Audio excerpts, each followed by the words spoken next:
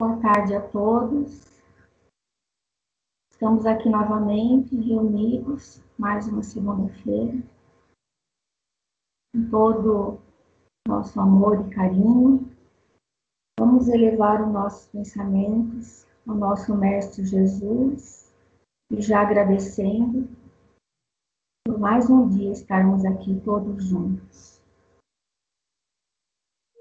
Que nos acompanha sempre, Jesus, nosso Mestre. Que nosso Pai também podemos agradecê-lo a nossa vida, tudo que somos e tudo que temos. Poderoso, com sua misericórdia, Ele sempre nos orienta, a cada dia.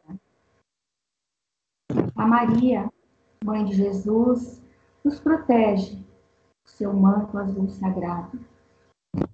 Agradecer também ao nosso querido irmão Rodolfo, que também está presente em nossas aulas, e nos momentos, nas nossas aflições. Agradecer sempre o acolhimento que nos faz em sua casa bendita. Aos mentores individuais, agradecemos. Ao mentor da nossa turma, do nosso curso, e que possamos nesse momento elevar o nosso amor, o nosso carinho, a nossa gratidão a todos eles,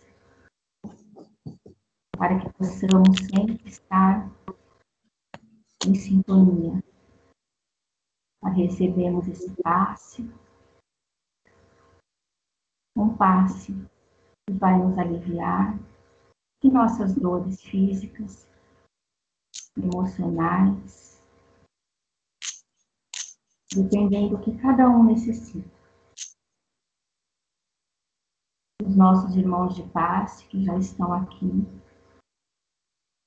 próximos a cada um de nós, esperando o momento certo para derramar em nós as vibrações, um passe curativo, um passe de alívio. Pensemos sempre em coisas boas, em um lugar agradável. O nosso coração aberto para os bons pensamentos, as boas palavras. Que agora os nossos irmãos já estão começando o passe. Cada um de nós sentimos a presença deles, o amor que tem por nós, o carinho, para que possamos nesse momento aliviar as nossas dores, que possamos ter bons pensamentos, que possamos ajudar o nosso próximo, que muitas vezes está tão perto de nós, que possamos ter sempre uma boa palavra. Nossos irmãos nos intuam sempre, cada momento em nossas vidas, para que possamos ser cada dia melhores e cada dia possamos estar sempre à disposição de nossos irmãos necessitados. Que esse passe está sendo feito para cada um de nós, com muito amor e carinho. Deixamos receber toda essa energia que eles nos passam. Alivia os nossos males, do coração, da mente. Podemos começar mais uma semana de muita luz, de muito amor, de muita paz, de muita sabedoria. Estamos agradecidos por eles estarem aqui novamente, terminando o passe e nos abençoando com toda a sua graça e força. Que tenhamos uma ótima semana, uma boa aula, possamos sair daqui melhor do que nos adentramos. Obrigada, Jesus, nosso Mestre, Deus, nosso Pai, irmão Rodolfo, Maria de Nazaré e todos os irmãos que estiveram presentes aqui. Muito obrigada por tudo. Que assim seja, graças a Deus.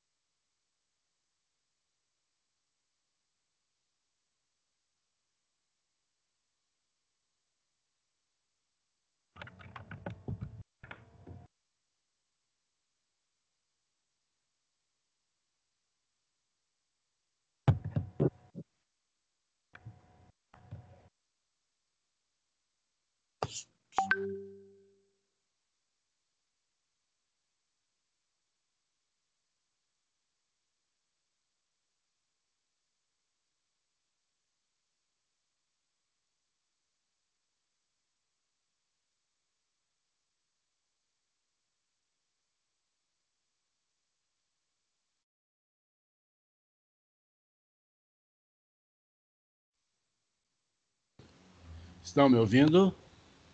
Agora sim. Alô?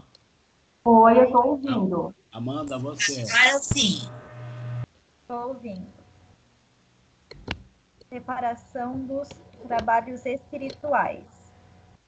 Vamos fechar os olhos, respirar lenta e compassadamente.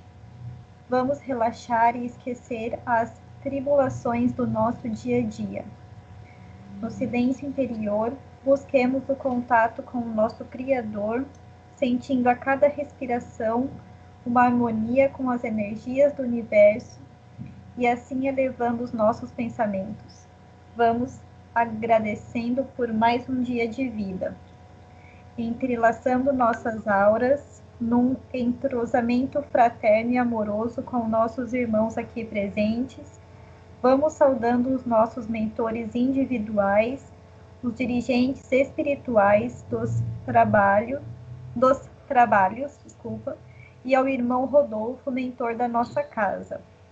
Saudemos as equipes responsáveis pela limpeza e segurança do espaço e pedimos a elas que formem um cordão fluídico de proteção sobre a fraternidade, nossa casa abençoada, e sobre cada um de nós, cobrindo os pisos, os tetos e as paredes, não permitindo que energias negativas tenham permissão para aqui ficar. Vamos mentalizar e pedir auxílio para nosso trabalho, as fraternidades espirituais. Prece das fraternidades. Nosso divino Mestre Salvador, fortalecei-nos e amparai-nos para que possamos lutar contra as forças do mal que tentam dominar o mundo. Veneráveis mensageiros celestes, auxiliares de Jesus, fortalecei-nos e amparai-nos para que possamos lutar contra as forças do mal que tentam dominar o mundo. Pai nosso, Criador nosso, fonte eterna de amor e de luz, fortalecei-nos e amparai-nos para que possamos lutar contra as forças do mal que tentam dominar o mundo. Que assim seja. Vamos nos ligando ao anjo Ismael, preposto de Jesus perante a pátria brasileira. E assim chegamos até a nossa mãe Maria de Nazaré, pedimos a ela que nos acolha com seu manto de luz e nos leve até seu Filho Jesus, nosso Mestre, a quem agradecemos por todos os ensinamentos que nos deixou. Rogando a Ele que nos encaminhe até Deus, nosso Pai, a fim de agradecer pelo dom da vida, por nosso corpo perfeito e a tudo que temos, pelo que somos e pela oportunidade de trabalho na sua seara bendita. E vamos pedindo a sua proteção e inspiração nas atividades deste dia. E assim, agradecidos, oremos a prece que o Mestre nos ensinou. Pai nosso, que estais nos céus, santificado seja o vosso nome. Venha a nós o vosso reino. Seja feita a vossa vontade, assim na terra como no céu. O pão nosso de cada dia nos dai hoje. Perdoai as nossas ofensas, assim como nós perdoamos a quem nos tem ofendido. E não nos deixeis cair em tentação, mas livrai-nos do mal. Porque teu é o reino, o poder e a glória para sempre.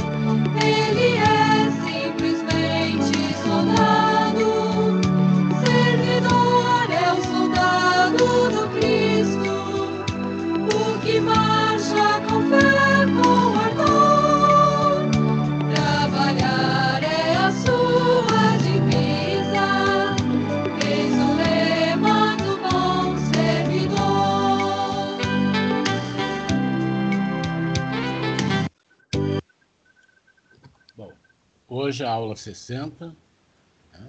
Paulo defende-se em Jerusalém.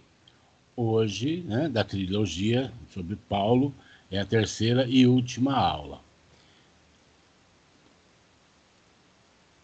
Bom, esta aula, né, que eu montei para vocês, ela está todinha baseada em cima do livro Paulo e Estevão, né, e também no nosso Vivência, né, Espírita. O Paulo e Estevão, psicografia do Francisco Cândido Xavier, um livro do Emmanuel. Esse livro trata-se de um romance, né?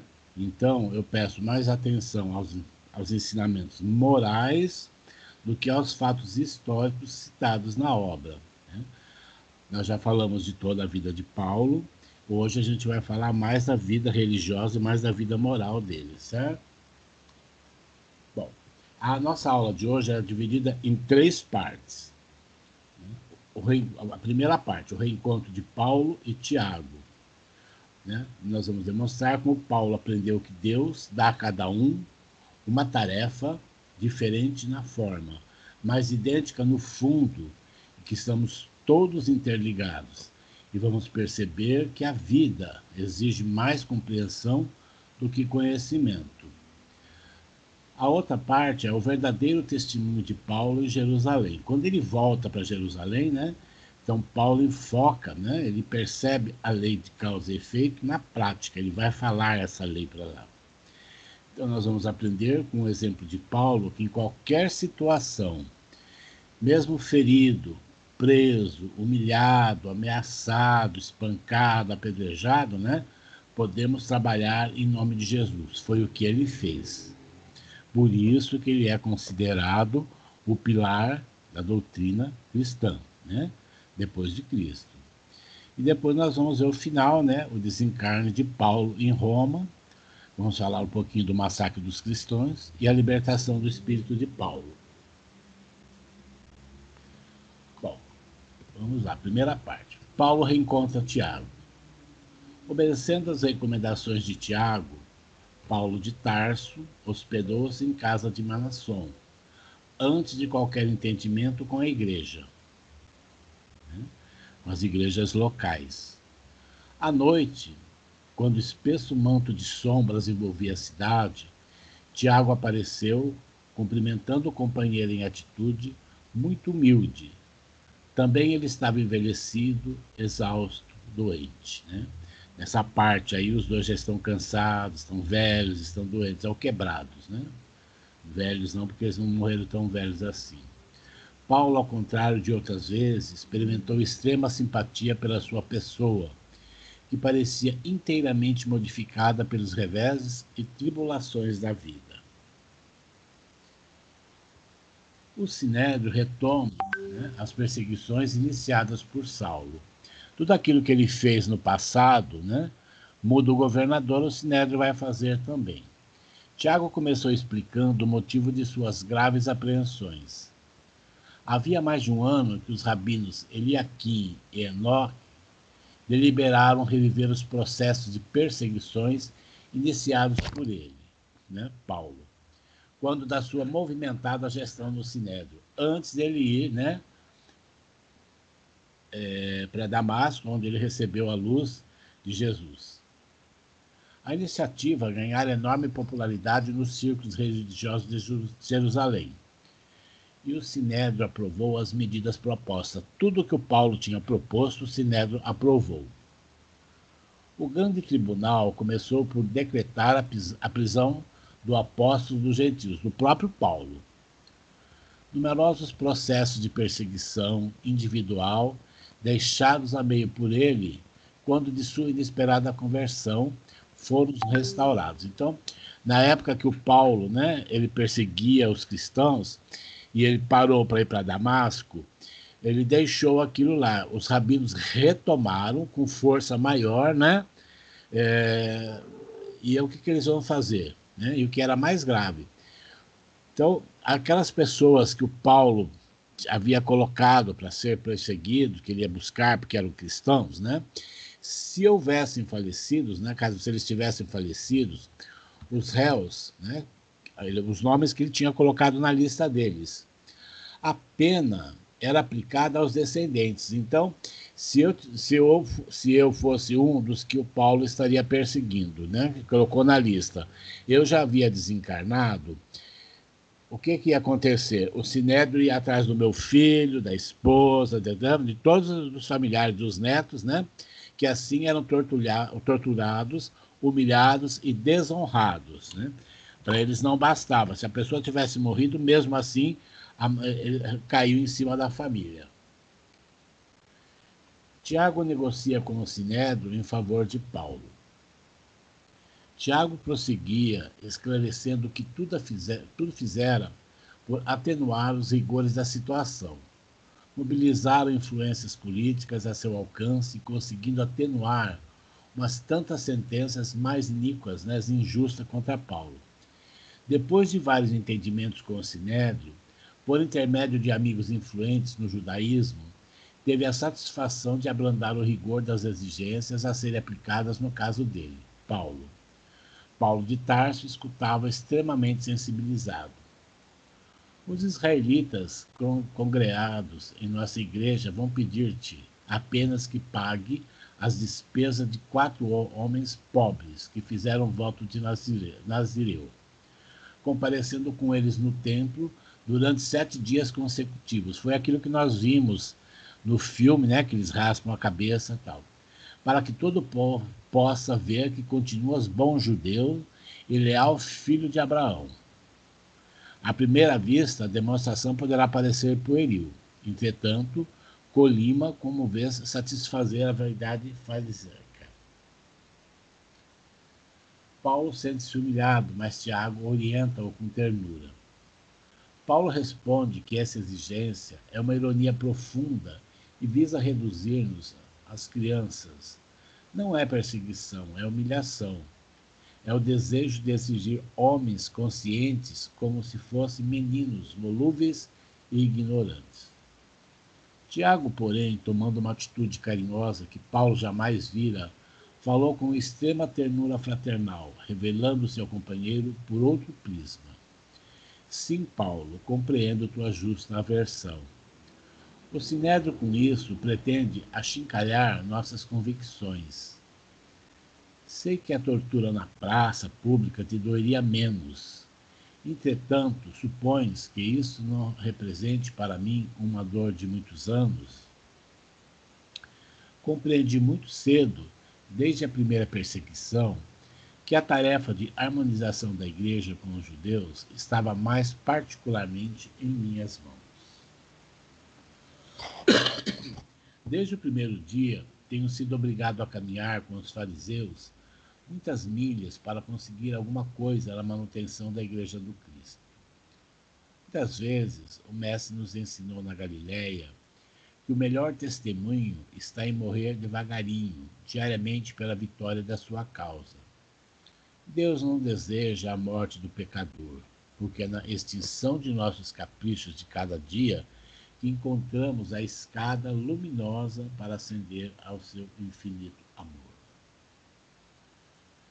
Bom, aí Paulo entende que a vida exige mais compreensão do que conhecimento.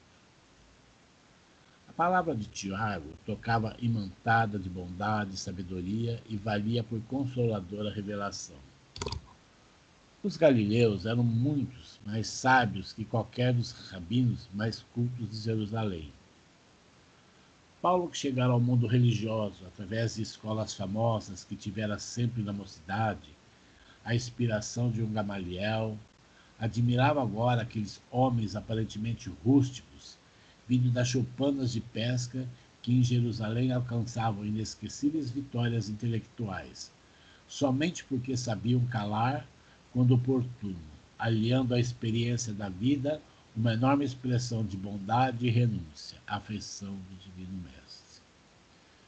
Paulo então conclui: a juventude, a presunção de autoridade, a centralização de nossa esfera pessoal acarretam muitas ilusões, levando de sombra as coisas mais santas.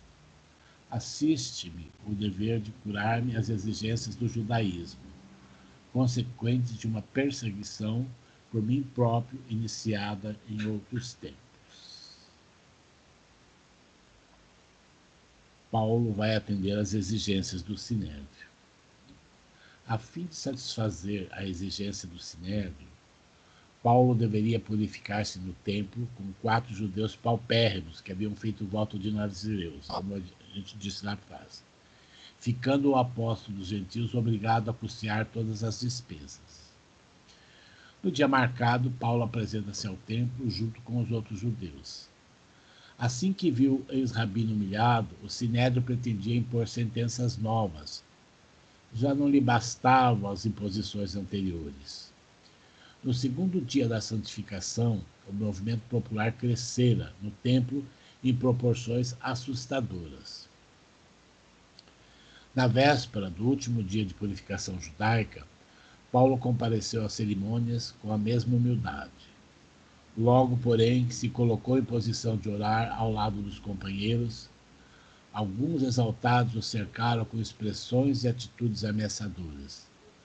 Paulo entregou-se sem a mínima resistência. Num relance, continuou os objetivos profundos de sua vinda a Jerusalém, concluindo que não fora convocado tão só para a obrigação pueril de acompanhar ao templo 4 irmãos de raças, desolados na sua indigência. Cumpria-lhe afirmar na cidade dos rabinos a firmeza de suas convicções, Entendi agora a sutileza das circunstâncias que o conduziam ao testemunho. Paulo é apedrejado, lembra-se de Estevão e envergonha-se de sua antiga ignorância. Com enorme surpresa, tomado de profundas e dolorosas reminiscências, notou que os israelitas exaltados deixavam à mercê da multidão furiosa, juntamente no pátio onde Estevão havia sido apedrejado 20 anos atrás. Engolfado nas suas lembranças, o grande apóstolo mal sentia os bofetões que lhe aplicavam. Rápido, arregimentou as mais singulares reflexões. Sentiu-se tão envergonhado pelo suplício infligido ao irmão de Abigail, oriundo de suas próprias iniciativas. Somente agora, atado ao poste do sacrifício, compreendia a extensão do sofrimento que o fanatismo e a ignorância causavam ao mundo.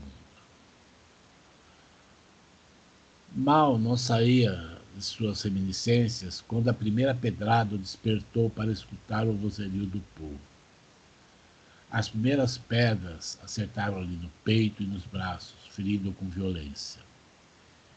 Esta será em nome da sinagoga dos Cilícios, dizia um jovem em coro de gargalhadas.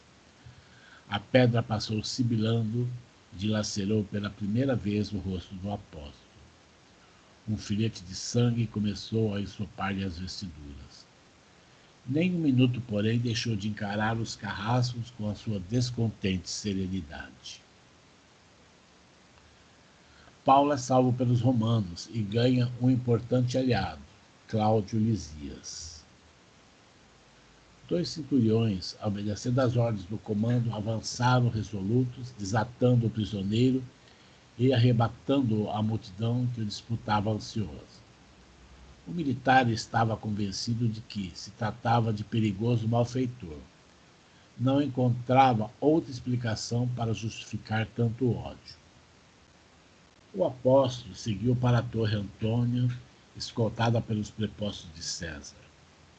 Lá, ia penetrar o primeiro pátio da grande fortaleza romana, quando Paulo, compreendendo afinal que não fora a Jerusalém tão só para acompanhar 4 nazireus, paupérrimos ao Monte Moirá, e sim para dar um testemunho mais eloquente do Evangelho, interrogou o tribuno com humildade. Permites, porventura, que vos diga alguma coisa? Sentindo-se num dos seus grandes momentos de testemunho, Paulo de Tarso subiu alguns degraus da escadaria enorme e começou a falar em hebraico, impressionando a multidão com a profunda serenidade e elegância do discurso. Ouvindo-lhe a palavra cinzelada de misteriosa beleza, Cláudio Lisias, tribuno romano, que efetuara a prisão, experimentou sensações indefiníveis. Por intercessão de Tiago e sob a proteção de Lisias, Paulo é transferido para Cesareia. Tiago, que já era conhecido de Cláudio Lisias, foi vê-lo pessoalmente e novamente interpôs sua generosa influência em favor de Paulo e de suas edificações evangélicas, sugerindo ao tribuno romano que Paulo fosse transferido para Cesareia, ao que Lisias concordou.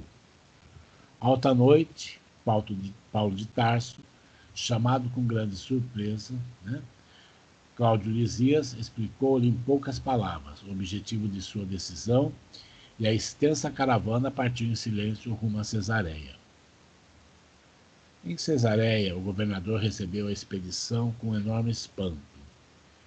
Conhecia o renome de Paulo e não era estranho às lutas que sustentava com os irmãos de raça, mas aquela caravana de 400 homens armados para proteger um preso era de causar admiração. Paulo fica 2 anos preso na Cesareia, mas não relaxou um só dia em favor da difusão da Boa Nova. Paulo, apesar de ser bem tratado, ainda assim amargou 2 anos de reclusão em Cesareia. tempo esse aproveitado em relações constantes com as suas igrejas bem-amadas. Inumeráveis mensagens iam e vinham, trazendo consultas e levando pareceres e instruções. Nesse tempo, o ex-doutor de Jerusalém chamou a atenção de Lucas para o velho projeto de escrever uma biografia de Jesus. Valendo-se das informações de Maria, lamentou não poder ir a Éfeso, incumbindo-o desse trabalho que reputava de capital importância para os adeptos do cristianismo. O médico amigo satisfez-lhe integralmente o desejo, legando à posteridade o precioso relato da vida do mestre, rico de luzes e esperanças divinas.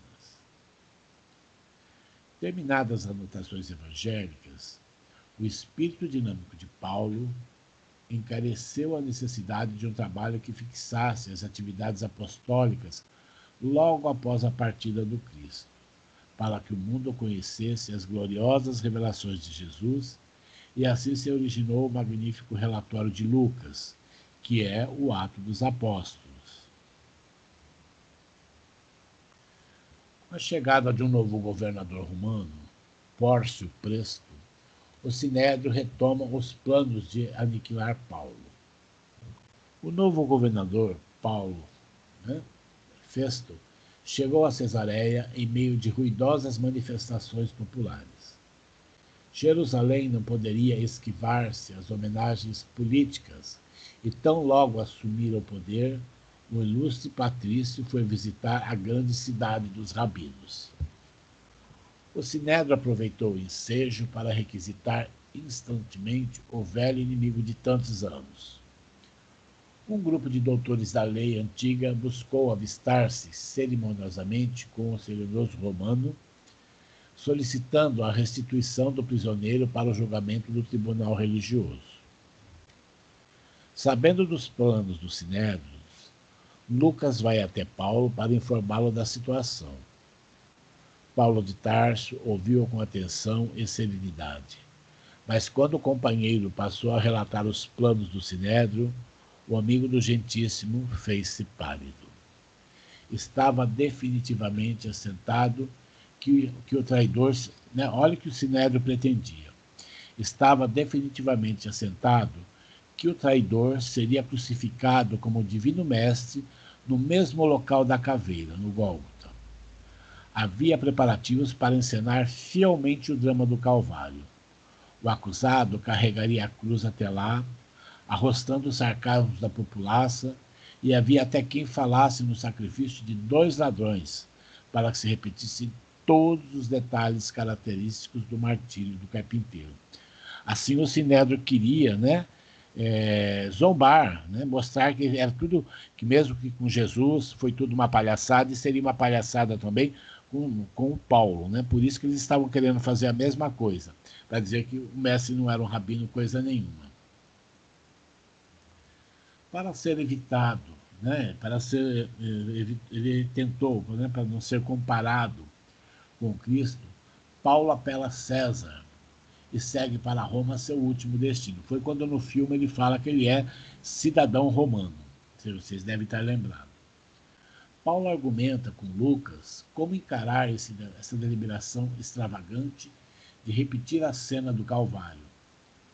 Qual o discípulo que teria a coragem de submeter-se a essa falsa paródia com a ideia mesquinha de atingir o plano do mestre no testemunho aos homens? O Sinédrio estava enganado. Ninguém no mundo logrará um Calvário igual ao do Cristo. Se eu tiver de testificar de Jesus, faloei em Roma. Saberei morrer junto dos companheiros como um homem comum e pecador. Mas não me submeterei ao papel de falso imitador do Messias prometido. Desse modo, já que o processo vai ser novamente debatido pelo novo governador, apelarei para César. Lucas não conseguia compreender aquele gesto interpretado à primeira vista como negativo do testemunho. Mas Paulo explica se as comunidades cristãs não puderem compreender minha resolução, prefiro passar a seus olhos como pedantes e desatentos. nesta hora singular de minha vida. Sou pecador e devo desprezar o elogio dos homens. Se me condenarem, não estarão em erro. Sou imperfeito e preciso testemunhar nessa condição verdadeira de minha vida. De outro lado, de outro modo, seria perturbar minha consciência, provocando um falso apreço humano. Muito impressionado, Lucas guardou a lição inesquecível. Paulo tem uma despedida emocionada da Cesareia. Os dias correram sérios até que chegou o momento em que o centurião Júlio, com a sua escolta, foi buscar os prisioneiros para a viagem tormentosa. O centurião tinha plenos poderes para determinar todas as providências. E logo, evidenciando simpatia pelo apóstolo, ordenou fosse ele conduzido à embarcação desalgemado, em contraste com os demais prisioneiros. Velhos, aleijados, aproximaram-se respeitosos e exclamavam: não devereis partir. Mulheres humildes agradeciam os benefícios recebidos de suas mãos. Doentes curados comentavam a colônia de trabalho que ele sugerira e ajudara a fundar na igreja de Jerusalém e proclamavam sua gratidão em altas vozes. Meninos amorosos apegavam-se-lhe à túnica, sob os olhares de mães consternadas. Todos lhe pediam que ficasse, que não partisse, que voltasse breve para os serviços abençoados de Jesus.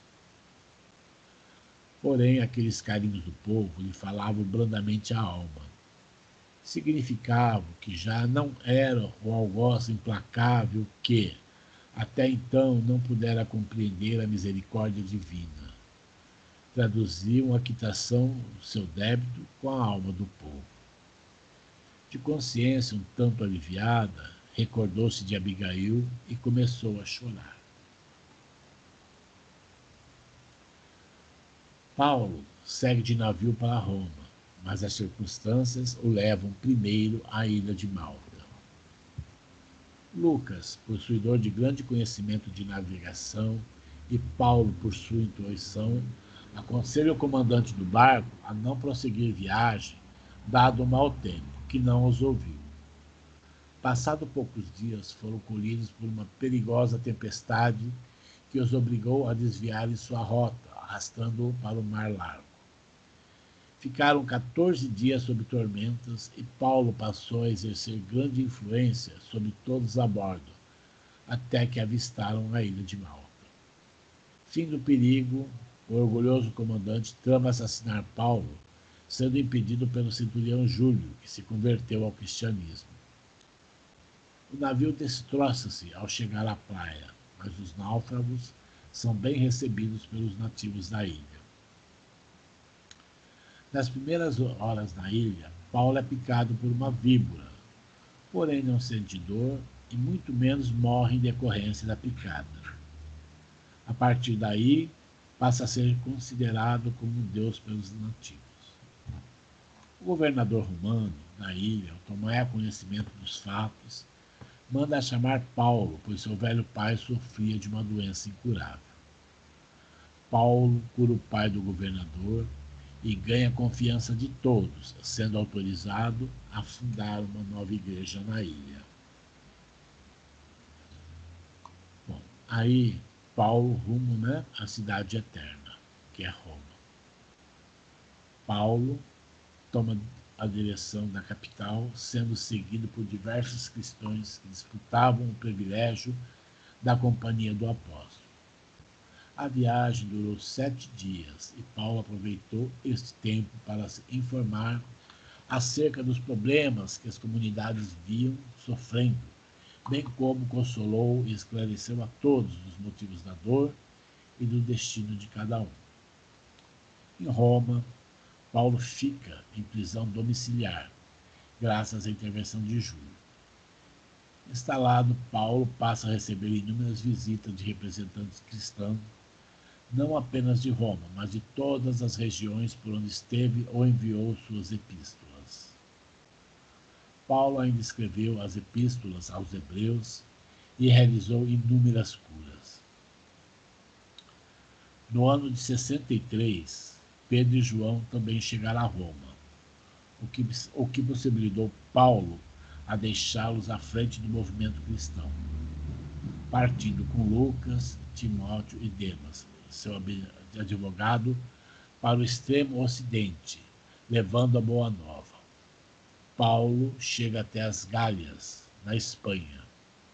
A prisão de João obriga-o a voltar e ele utiliza-se de toda a sua influência para libertá-lo.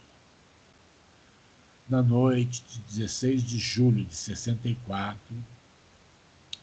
Nero ordena que seja queimada parte de Roma, o que causou a morte de inúmeros romanos e coloca a culpa do ocorrido nos cristãos, porque queima quase toda Roma, mas só não queima onde estavam os cristãos, né? Os bairros dos cristãos. Por isso ele joga a culpa nos cristãos. Os cristãos passaram a ser caçados e massacrados. As primeiras prisões realizaram-se como flagelo maldito. Numerosas famílias refugiaram-se nos cemitérios e nos redores da cidade, meio destruída, receosas dos algozes implacáveis. Os cristãos eram entregues ao povo para o castigo que ele julgasse mais justo. Para isso, com intervalos regulares, os jardins estavam cheios de cruzes, de postes, de açoites e numerosos instrumentos, outros de flagelação. Nesses postes, né, eles amarravam as pessoas, besuntavam com petróleo e punham fogo para iluminar, né, a cidade à noite. Mas os cristãos pareciam possuídos de energias diferentes das conhecidas nos campos de batalhas sanguinolentas. A paciência invencível, a fé poderosa, a capacidade moral de resistência assombravam os mais afoitos. Não foram poucos os que se entregaram ao sacrifício. Morriam cantando. Muitas vezes, diante de tanta coragem, os verdugos improvisados temeram o misterioso poder triunfante da morte. Terminada a chacina de agosto, com grande entusiasmo popular, continuou a perseguição sem tréguas, para que não faltasse um contingente de vítimas nos espetáculos periódicos oferecidos ao povo em regozijo pela reconstrução da cidade. Então, eles davam pão e circo, né, para dominar a população. 2 meses haviam decorrido após a festa hedionda e o movimento das prisões aumentava dia a dia. Esperavam-se grandes comemorações no Coliseu. A morte de Paulo, o corpo tolhido, o espírito liberto. Certa noite, Paulo dirigia aos irmãos a palavra afetuosa no comentário do Evangelho de Jesus, quando foi interrompido por soldados, preso e condenado à morte. Não podereis ferir senão o corpo, podereis amarrar-me de pés e mãos, quebrar-me a cabeça, mas as minhas convicções são intangíveis, inacessíveis aos vossos processos de perseguição. Na noite mais escura e silenciosa que se seguiu, um pequeno grupo de soldados deixou a prisão rumando na direção da Via Ápia, conduzindo o apóstolo para o último episódio de sua passagem pela terra. Paulo precisou encorajar o carrasco que não tinha coragem para executar seu serviço. Diz o verdugo: lastimo ter sido designado para este feito e intimamente não posso deixar de lamentar-vos. Paulo de Tarso respondeu sem hesitar: não sou digno de lástima. Tende antes compaixão de vós mesmo, porquanto morro cumprindo deveres sagrados, em função de vida eterna, enquanto que vós ainda não podeis fugir às obrigações grosseiras da vida transitória. Chorai por vós, sim, porque eu partirei buscando o Senhor da paz e da verdade, que dá vida ao mundo, ao passo que vós, terminada a vossa tarefa de sangue, tereis de voltar à hedionda convivência dos mandantes de crimes tenebrosos da vossa época. Não tremais, cumpri vosso dever até o fim. Um golpe violento fendeu-lhe a garganta, seccionando quase inteiramente a velha cabeça que se levara aos sofrimentos do mundo. Após anos de sofrimento e trabalho, Paulo pôde, enfim, superar o imenso abismo que lhe havia criado entre si, sua amada e seu protetor do plano espiritual. Paulo acordou no plano espiritual, e nada havia além de trevas, mas orando a Jesus, concluiu que mesmo em densas trevas cabia servir ao Mestre. Mesmo que fosse tateando no escuro, ergueu-se e ouviu passos. Interpelou: quem sois? E a resposta foi: irmão Paulo. Reconheceu a voz de Ananias e caiu de joelhos em pranto. Como outrora, Ananias pede que Paulo veja em nome de Jesus, então ele descortina os olhos para as belezas espirituais. Todos os cristãos sacrificados em Roma se aproximam cantando o hino dos prisioneiros libertados. Paulo está muito comovido e Ananias pergunta o que ele gostaria de fazer agora, ao que Paulo diz que deseja rever Jerusalém. Imediatamente a caravana luminosa se desloca para lá. Seguindo o pensamento do apóstolo dos gentios, a caravana de luz passa por todas as igrejas que ele fundaram, até chegar ao Monte Calvário. No Calvário, Paulo se ajoelha e ora, pedindo perdão ao Mestre pelos erros cometidos. É então que o horizonte se rasga, como se uma cortina de luz se abrisse, revelando a figura do Mestre, e surgiu, ladeado pela direita de Estevão e à sua esquerda por Abigail. Paulo deseja jogar-se aos braços dos amigos, mas procura o olhar do Mestre e ouve: sim, Paulo, sê feliz. Vem agora a meus braços, pois é da vontade de meu Pai que os verdugos e os mártires se reúnam para sempre no meu reino. Assim, deslocaram-se unidos e ditosos os trabalhadores do Cristo para as esferas da verdade e da luz. Após anos de sofrimento e trabalho, Paulo pôde, enfim, superar o imenso abismo que ele havia criado entre si, sua amada e seu protetor do plano espiritual. E finalmente Paulo pôde reencontrá-los. Assim, no céu, uniram-se os três corações, Paulo, Abigail e Estevão. Estavam finalmente juntos rumo ao Mestre.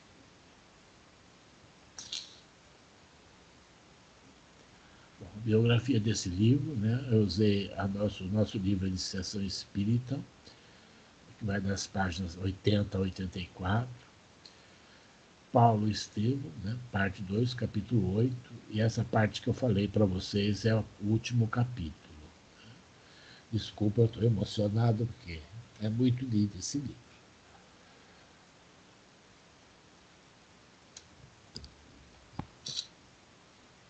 Amanda? Oi. Vibrações finais.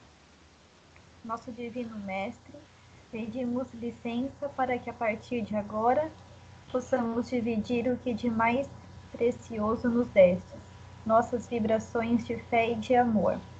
Vibremos pela paz no mundo e pela união das crenças e religiões em torno do Mestre, pelos menos favorecidos que padecem pela pobreza e pelos vícios, pelos nossos idosos abandonados nos asilos, pelos nossos jovens para que caminhem sempre na luz, pelas nossas crianças e pelas mães que as impediram de nascer, pelos desencarnados que ainda sofrem no umbral e principalmente pelos suicidas, pelos nossos lares como santuários cristãos, por nossos familiares e amigos, pelos que se julgam nossos inimigos encarnados e desencarnados, pelos doentes e necessitados nos hospitais e principalmente nos psiquiátricos, e os que estão em tratamento contra as drogas, pelos presidiários, para que possam se reerguer, pelos que sofrem depressão com os pensamentos voltados à prática,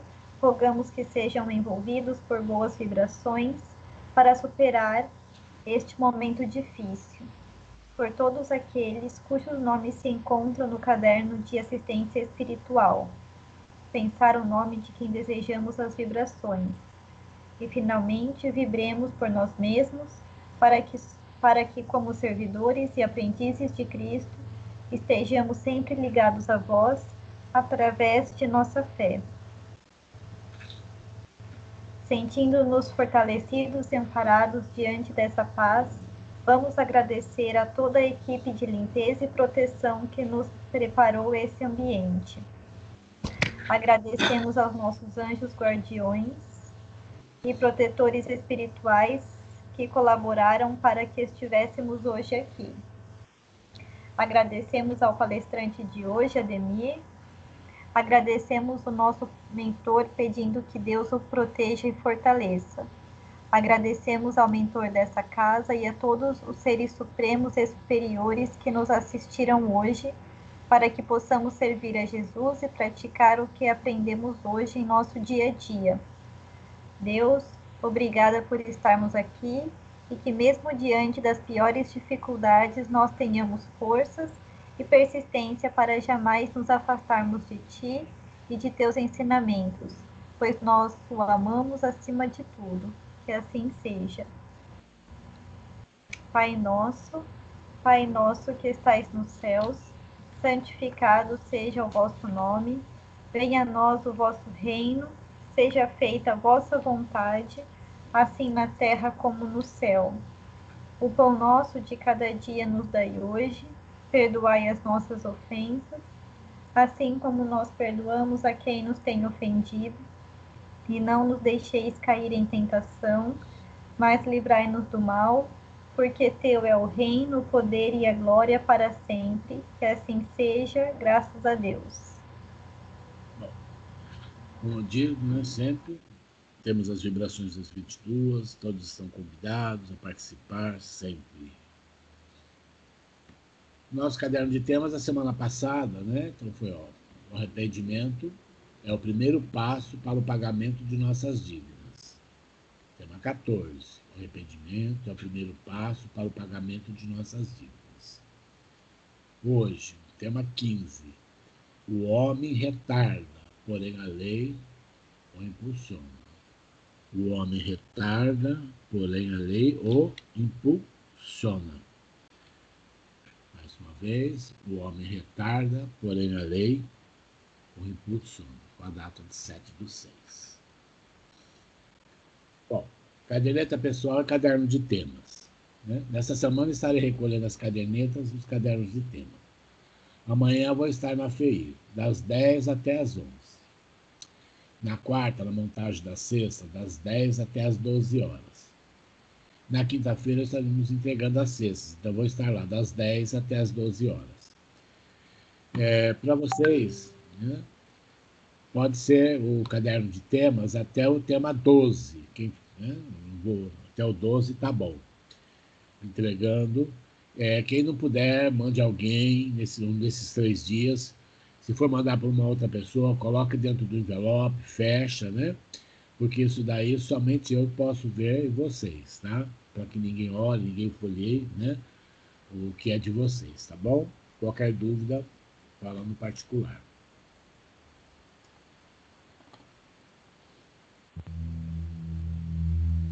Quanta luz neste ambiente, descendo sobre nós, vibrando em nossa mente. Quanta luz, quando assim em prece, como a alma cresce aos olhos de Jesus. Quanta luz, quando em oração a voz do Mestre fala ao nosso coração.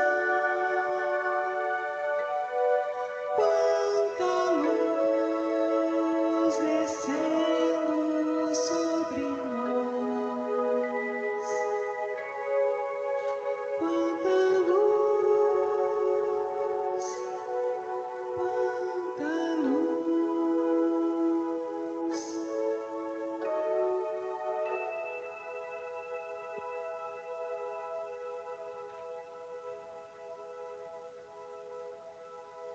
Quanta luz neste ambiente, descendo sobre nós, vibrando em nossa mente. Quanta luz, quando assim em prece, como a alma cresce aos olhos de Jesus. Quanta luz, quando em oração a voz do Mestre fala ao nosso coração.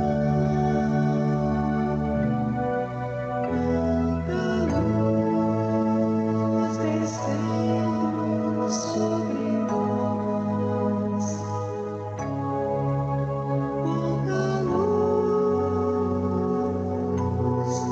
quanta luz.